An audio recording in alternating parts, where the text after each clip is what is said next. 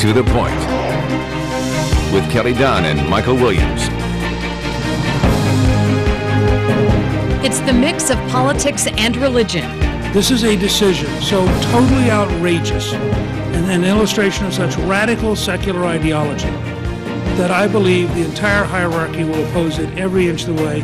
In this case, opposition over the Obama administration's requirement that Catholic hospitals, charities, and other institutions include birth control in their health insurance programs. We must have a president who is willing to protect America's first right, our right to worship God according to the dictates of our own conscience. Romney has had his own religious issue to address, having to answer questions about being a Mormon.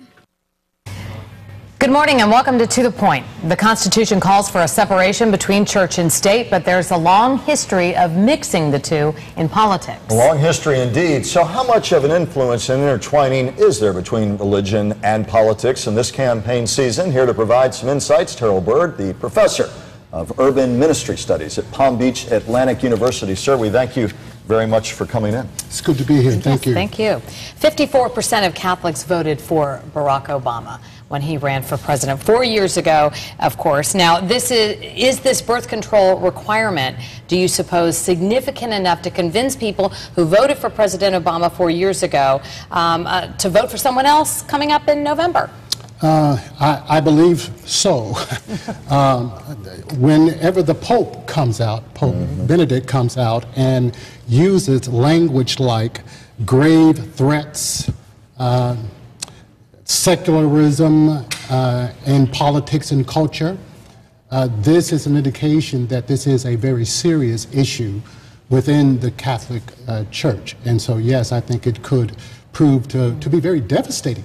And I think that's probably why the Obama administration is acting very fast on this particular issue. Is it the radical secularism that you heard Newt Gingrich describe, it and other moves he perceives? Is it that deeply radical in your mind? Is there at least a history for this kind of decision making? Give us a little framework around this. I think that radical secularism is in the political context. So we need to understand it in that context. I think in terms of the historical context of radical secularism as described by Newt Gingrich, it's a little bit different than what the intentions of the Obama administration had in mind. I think that there are a couple of things that were in play. One is that the Obama administration, I don't think, really thought that it would be attacked in the way that it was. At least this bill would be attacked in the way it was. But I think that their intention was to address the needs of women and the reproductive health of women. And I think that but the approach in which they went about it has been very dangerous, at least within the religious freedom minds of those religious leaders. How much does religion play a role in influencing people in voting? You know, what is the history on that, and how much does it affect people? Of course, the economy, national security are very big issues that people it's top of mind, but where does religion fall in there? I think religion plays an enormous amount. I mean, statistics show that at least in America, somewhere between 80 to 85 Americans say that they are Christian. There is a tremendous amount of commitment to faith institutions throughout America, and it is difficult to segregate that. Historically, I think that we have seen this come to play in the civil rights movement, and I think that many of the decisions, the legislature, that impacted the civil rights movement was based largely upon the role that the church played in terms of kind of a bully pulpit, rallying the memberships, the congregations to think along the lines of a particular objective, political aim. We see again in 2012, just as John F. Kennedy in 1960, the first Catholic president, had to break down a lot of barriers. Mitt Romney, his Mormon faith, in some quarters this year was assaulted and assailed. How much does his Mormonism and his occasional forays into explaining his faith and what it means to him, how much will that play a role in the 2012 election, if at all, in your mind, assuming he goes on to be the nominee? Yeah, I think it will play some role. Now, I must caveat this. You know that, prior to South Carolina primary, there was a meeting of some 155 evangelical clergy who met in Texas to decide on who would be a suitable candidate for the Republican Party. And soon after, we see the rise in Santorum in terms of his positioning, because he's getting, I think, a tremendous amount of support. And largely because there could be this undercurrent, this kind of subtle undercurrent that evangelicals, at least conservative evangelicals, still may be raising an eyebrow about the Mormonism aspect of Mitt Romney. Does history prove, though, that a president's religion actually affects the way they govern or the way they lead the country? I would say that a person's values impacts the way they lead the country. And I would say that if a person believes in the noble democratic ideas upon which this nation was established, then those are shared values that transcend a particular religion or denominational attachment. And so I think that really it should not make a difference in regards to Mitt Romney in the wider scheme of the Constitution. But religion does touch upon that sensitive area. And so whenever you have religion and politics kind of doing this dance together, someone's going to miss the step, so to speak, in the dance, and begin to rely back upon personal feelings, theological traditions, and so forth, and perhaps that begins to pour into their political thinking. There's no greater example than that in the modern era than Dr. Martin Luther King. And in fact, you wrote a book, By This We Shall Be Known. Let's see if we can hold it up and get a shot there. Interpreting the voice, vision, and message of Martin Luther King Jr. I'll continue to hold it up a second. Maybe we can get a shot with one of the cameras here while you talk about this and the research and how religion was intertwined and played a role in the civil rights movement, a very defining role, many would argue, and so do you. Yes, and I do argue that the church, particularly the black church, but soon after the momentum began to build with the civil rights movement, we saw the churches, and not only just the Christian, but we saw unity amongst Catholic and Jews coming in to support. I think the reason that the church becomes a significant player is because you cannot separate the moral issues that are often associated with politics. And to strip the church from the morality of it all, is to say that the church should be silenced in the face of perhaps injustice, and was the case with Martin Luther King. And so should the church really remain silent in the face of injustice? Most of us would say no. But how is that dealt with? And I think in the days of King, we had much more of a civil discourse. You just hit on a key point. How much in this day where everything's amplified by the internet do you see religion being either a cohesive civil discussion or one that too easily can jump off the rails and become an uncivil discussion in the political arena? It can become a very divisive, not only divisive in terms of issues related to politics, but whenever religion begins to try to impress one's ideas over against another's idea, be it religion, what tends to happen is that the focus of what we are about as a nation is somehow lost in that. And so I think we have to be careful, because the Constitution clearly spells out, I believe, that this is a nation that not only values religious freedom, but it also values religious diversity. I mean, one of the strengths of this nation is that you can be what you want to be in this nation, from what religion you want to practice, as long as you're not harming another. And that's the beauty of freedom. Isn't America a great place? Oh, indeed.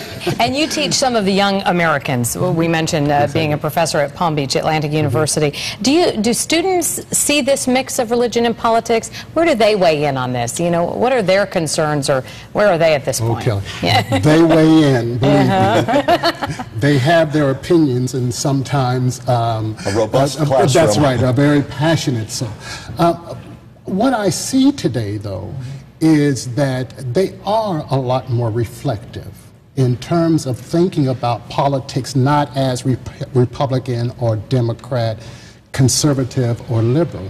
What they really are looking at is what issues impact their lives, what issues impact their well-being as a citizen in this country. And the other thing that I've noted is the kind of global perspective that our young people have today, which is so rewarding. And that is to say that they are much more conscious of what's going on around the world. Let me ask you, because I know there are some people watching this, and you hear this argument, people who say religion in their minds has become less important in the public square, and there are a sizable number of Americans, evangelicals among them, who say that's to the detriment of the nation. Abortion is one of the issues, a lightning rod around which religious views flow, and the furor over that will be part of this campaign, clearly defined positions for and against abortion. Talk about that and the criticism some have that religion's become too little a part of the dynamic in the public square. Yeah, well, I would be careful to not simply say religion as organized. Yeah, because I think religion, I mean, even atheism in itself is a quest for believing that God does not exist. But what I would argue is that religion can be a healthy thing as long as it is seeking to strengthen, to affirm humanity, to inspire humanity, to be the best that you have been called to be in this society or in this nation, in this world, as Dr. King would talk about the beloved community. And so yes, but we do have some hot issues. You are correct. There are some very hot button issues, and of course abortion. And I think that that those who hold to those positions should do so. They should. We should respect people's right to have an opinion about something as serious as abortion. I think the challenge is being able to talk about it in a constructive way and not losing sight of the fact that sometimes you have to bring people to a level of understanding rather than to simply beat them over the head with your dogmatic approach to trying to bring about change. On either side of those type of issues. Either side, yes.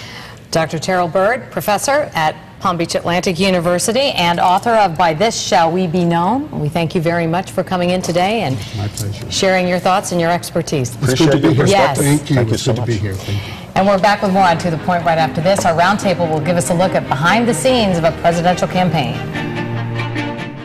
Our roundtable, and joining us is George Bennett, political reporter with the Palm Beach Post, and our own Evan Axelbank. Both had a very busy January covering the presidential primary in Florida. Gentlemen, people always want to look behind the curtain just a wee bit. Talk about your sense of the dynamic, the atmosphere, and the biggest surprises, if you had any, on the trail. We'll begin with our guest, Evan. George, go ahead. No problem. Sure. What's interesting when you go to these events, they're really geared. They'll get a big crowd there, and Gingrich got big crowds, and Romney not as big maybe, but they're really geared towards television. So you have a crowd there, and you're trying to pump up the audience, but it's also geared towards getting a soundbite or two to get on the local news. And that's why they do so many of them in all the different markets of Florida. Right. So you're really it's kind of like watching a TV production at multiple locations. With a lot of cameras there. One of the things you notice about these events is they really are geared towards the cameras. The crowd inside the room are of course so excited. A lot of those people worked for the candidates. They volunteered for the candidates. A lot of people probably wonder that. Who are all of those people that show up and are so enthusiastic? One of the reasons they're so happy to be there is because they've worked for the candidate. Right. This is a big night for them. This is the payoff. They get to see the candidate in the flesh. And a lot of the people, George, are people who work for the campaign. people who passed out flyers, people who stood on the street corner waving signs, and a lot of those people are contacted by the local county chairs across the state. Hey, if you want to come to the election night party, we can't pay the bill for you to come to Tampa, but it's going to be a good time. And then that's why the crowd is so excited. And it becomes a made-for-TV event because everyone there is so excited, everyone's jumping up and down, and then you've got more cameras there than you have people sometimes. It's why you'll hear the same soundbite event after event, as you both pointed out. In a state where paid media for political advertising is so expensive, they know this is free media and TV since it took over campaigns back in 1960. Mentioned John F. Kennedy a lot. It becomes intertwined so much that we almost take it for granted now. Does that, though, layer of cameras and such, I mean, is that put up a barrier? I mean, did you have more access to candidates, you know, 10 years ago than you do now? You know, it depends. I mean, when you get to this stage in the campaign, you don't have as much. It depends on the candidate, too. I was mostly following Romney around. He's on a pretty short leash, and you know, he doesn't do a lot of, he doesn't do audience Q&A. Sometimes early in the campaign he does that. He doesn't take a lot of questions from the media. He did only a couple of media availabilities during the week. Evan, what was your sense of the excitement out on the trail? There was some talk that turnout wasn't quite what they thought it would be during the primary, on primary night. What was the sense of the mood of the electorate, their frustrations, the sense of the dynamic out there among voters, not just the ones they bring to the events who work for them, but a broader dynamic? You get a real sense that the Republican base, the people who are out there at these rallies, are super excited for this election. There's a real dislike for President Obama among the people I speak to. Lots of people say, no matter who it was, whether it was a Gingrich event or a Kaine event or a Bachmann rally or a Romney rally, so many members of the Republican base, whether they're Tea Party or they're what some would call the establishment of the party, so many are excited for the election because they see it as a chance to oust President Obama, a guy they just don't like. But a lot of people are arguing whether you can go to November with that when you're more energized, at least with the Republican base, by your dislike of one candidate rather than your love for the Republican you're picking, ergo the fight about trying to still pick a Republican candidate here. Sure. I mean, I think Romney, you know, as the presumptive front-runner, he has continued to have a problem really firing up the Republican conservative base. You know, the crowds there liked him, but he does not inspire the kind of passion of base Republican Tea Party type voters. You know, I think that's true. The events that I've seen for Romney, and I've seen a couple, certainly loud, certainly energetic. Mitt Romney goes back and forth in terms of handshaking with his audience. But the most excited rallies I've seen to this point have been ones for Herman Cain and ones for Newt Gingrich. Newt got a tremendous response in Little Havana when he went to have what they call the cafecito, which is the Cafe Cubano, as he said. He said, "Excuse me for being so energetic now, but I've had a couple of Cafe Cubanos." And really, Cafe con leche, but we know what he meant. and then the Cain rallies were so energetic. Yeah, exactly. Well, we want to talk a little bit about redistricting before we go on this block. The night of the election, Congressman Tom Rooney and Alan West, they announced within minutes of each other that they were moving to run to new proposed districts. George, you wrote a lot about this. How much was this coordinated by the two congressmen? It was coordinated a lot in the last couple of days. You know, Rooney and West are not, they share, the Republicans and they share adjoining districts. They're not particularly close friends. But Rooney, a couple days before this decision was made, decided that he told West that he was looking at this more agricultural district, which is kind of the western part of his current district. And then a couple days later, he told West that he was going to announce it the next day at 4 o'clock. And that gave West a heads up. So Rooney made his announcement, and then West did his about 45 minutes later. So it was coordinated in that sense. Interesting political dynamic with this redistricting. It's going to be quite a year this year as we look at this table being turned on the races we thought were going to happen. They're now being shifted around. Thank you very much. We'll be back with more in our next block right after this. In our final moments, final comments from George Bennett. Sure. One other aspect of this redistricting shuffle, Lois Frankel got a big break when Patrick Murphy, who's raised a lot of money, got out of the Democratic primary for District 22 and decided to run in District 18. But then on the other hand, the Broward County Commissioner Kristen Jacobs has got in. So Lois Frankel is still going to probably have a competitive primary, maybe not with as much money involved. Political roundtable or political merry-go-round, I should say, goes on. George, Evan, you'll be on the trail all year long. We appreciate it very much. And we thank you, as always, for spending time with us on today's To The Point. If you'd like to send us a comment about today's broadcast, go to WPTV.com and click on the political link. Have a nice Sunday. Bye-bye.